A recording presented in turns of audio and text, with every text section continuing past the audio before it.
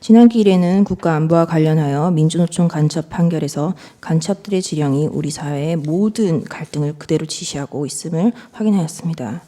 대통령은 2024년 12월 3일 비상계엄 선포 긴급 대국민 담화문에서 지금 우리 국회는 범죄자 집단의 소굴이 되었고 입법 독재를 통해 국가의 사법, 행정 시스템을 마비시키고 자유민주주의 체제의 전복을 기도하고 있습니다. 자유민주주의의 기반이 되어야 할 국회가 자유민주주의 체제를 붕괴시키는 괴물이 된 것입니다. 라고 하였습니다. 또한 저는 북한 공산 세력의 위협으로부터 자유 대한민국을 수호하고 자유 헌정 질서를 지키기 위해 비상계엄을 선포합니다. 라고 하였습니다. 지금 현재 국회 현황입니다. 의제 233호 중에 69입니다. 국회의원 300명 가운데 7.6%인 23명이 국가보안법 위반 전과를 가지고 있다. 더불어민주당 19명, 조국혁신당 2명, 국민의힘 1명, 무소속 1명. 최초 당선인 기준으로 현재 구속된 조국혁신당 대표도 포함하는 수치다. 이 중에서 징역형을 가장 길게 받은 사람은 민주당 박선원 의원과 진성준 의원이다. 박선원 의원은 반미 학생운동 조직 삼민투, 민족통일, 민주쟁취, 민중해방투쟁위원회 위원장으로 1985년 미국 문안 점거 사건 배후 인물로 3년을 감옥에서 보냈다. 문재인 정부 때는 국가보안법 전과자 출신인데도 국가정보원 기획조정실장 1차장을 역임했다. 정청래 의원은 1989년 한미 FTA 반대를 목적으로 주한미국 대사관을 점거하고 폭탄 투척 및 방화를 기획한 혐의로 징역 2년을 살았다. 제22대 국회 국가보안법 위반 전과자 당선인 명단은 다른 범죄가 아닌 국가보안법 위반 전과자 당선인 명단입니다.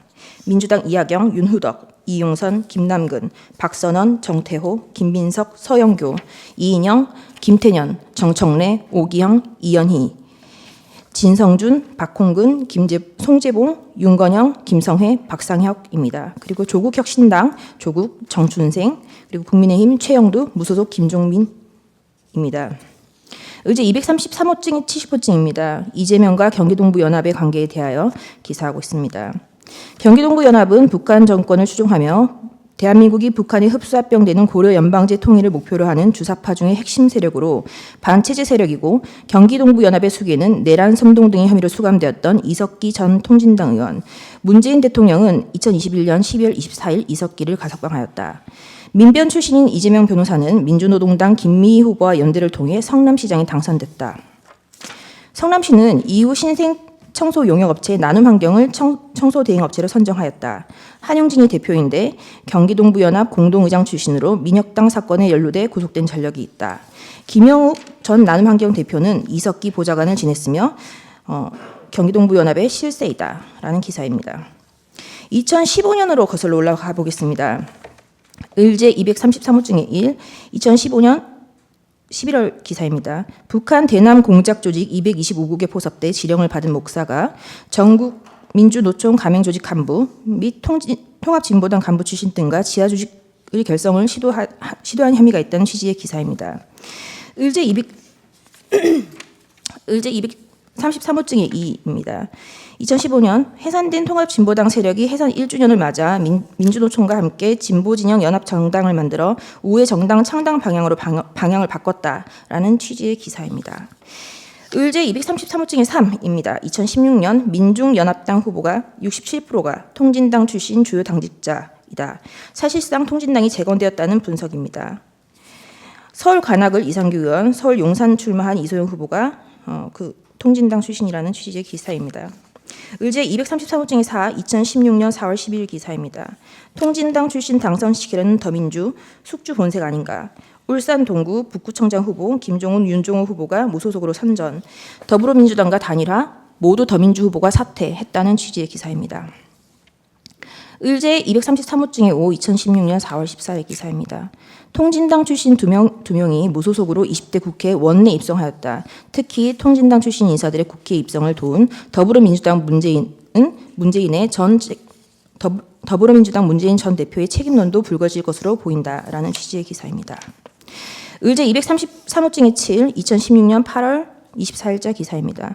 더민주 종북 선긋고 있는데 박주민 통진당 구명 토론회 초선 의원이 개최하였다라는 기사입니다. 의제 233호 중에 8, 2017년 7월 3일자 기사입니다. 북한의 대남 혁명 노선을 추정하는 이적단체 소풍, 옛 통합진보당 지역위원장 9명 국가보안법 위반으로 유죄 확정되었다는 취지의 기사입니다. 의제 233호 중에 9, 2017년 9월 6일자 기사입니다. 새민중 정당 해산된 통진당과 강령 유사 논란입니다. 의제 233호 중에 10, 2017년 12월 14일 기사입니다. 다시 뭉치는 구통진당 세력, 민중당 중심으로 활동을 하고 있다.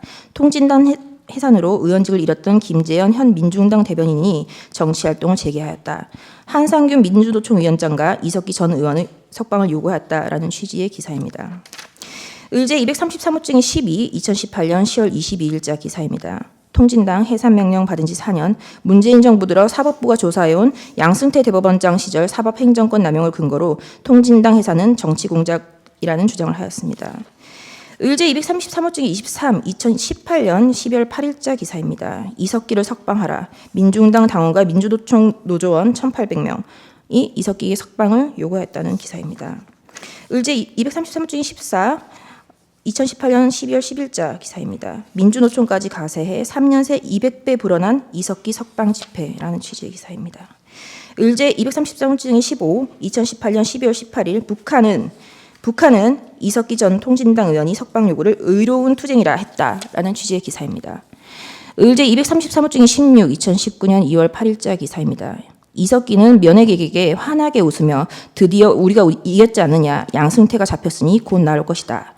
전쟁 발발 시 북한의 동조의 통신, 유류, 철도, 가스 등 국가기관 시설을 타격하는 방안을 논의한 혐의로 2014년 구속됐다가 특별 사면이 없었다면 2022년까지 복역을 하게 된다라는 취지의 기사입니다. 233호 중에 17, 2019년 7월 22일자 기사입니다. 민중당, 민노총, 전국 농민의 총연맹 등 약 2만 명이 참석해 이석기의 석방 대회를 하였다. 서울시는 문화행사라고 허가했다. 2019년 5월 자유한국당이 강화문 광장에서 문재인 정부의 규탄 집회 시위를 열려고 하자 박원순 서울시장이 모든 수단을 동원해 단호하게 대응하겠다며 이를 막았다라는 취지의 기사입니다. 의제 233호 중에 20, 2020년 1월 27일자 기사입니다. 문재인 대통령은 대통령 기후환경비서관의 통진당 출신의 정의당 김재남 전 의원을 청와대 비서관으로 발탁하였다. 의제 79호증 판결문입니다. 청주지방법원 2021 고합 198 사건입니다. 국가보안법 위반 사건의 판결문이고요. 이 판결문에 2018년 2월경 북한의 지령을 살펴보면 이땡땡 변호사는 통일 전선 대상으로 선전하고 사업하였으면 합니다. 한국타협투쟁도 철저히 서울변호사협회 등을 내세워 중장기적 안목을 가지고 올바로 지도해야 합니다. 라고 지령을 내리고 있습니다. 이와 관련된 기사입니다. 의제 233호 중에 28, 2021년 8월 10일자 기사입니다. 북한이 자주통일 충북동지회에 남한 내 인사를 포섭해 조직을 확장하라라는 지령을 반복적으로 보냈다. 이 땡땡 변호사를 통일 전선 대상으로 선정하고 사업하였으면 한다. 이 땡땡 변호사는 진보 성향 법관 모임인 우리법 연구회 창립 멤버이기도 하다. 문재인 정부 들어 김명수 대법원장 등 우리법 연구회 출신 전 현직 법관들은 법원뿐만 아니라 법조계 전반에서 주류로 부상했다라는 취지의 기사입니다. 의제 233호 중에 29, 2021년 9월 27일자 기사입니다. 통진당 해산 후 고립된 경기동부연합 민주노총 집행부 성남시를 장악해 부활하였다라는 취지의 기사입니다. 김준용 국민노조 사무총장은 그 노조가 전통적 대기업 노조가 기득권을 누리고 안주하는 사이에 경기동부연합 출신의 양경수 민주노총 위원장, 진경호 택배노조 위원장이 비집고 들어왔다. 이들은 문재인 정권과 교감아래 세력을 비역적으로 키웠다. 경기동부 연합 세력의 확장으로 학교에선 비정규직 노조가, 건설 현장에선 일용직 노동자가, 공무원 사회에선 공무직 비정규직 노동자가 투쟁의 핵심으로 등장했다. 민주노총의 비정규직 노조의 시대가 열렸고 경기동부 연합의 힘을 보여준 대표적 사례가 2010년 성남시장 선거이다. 라고 적시하고 있습니다.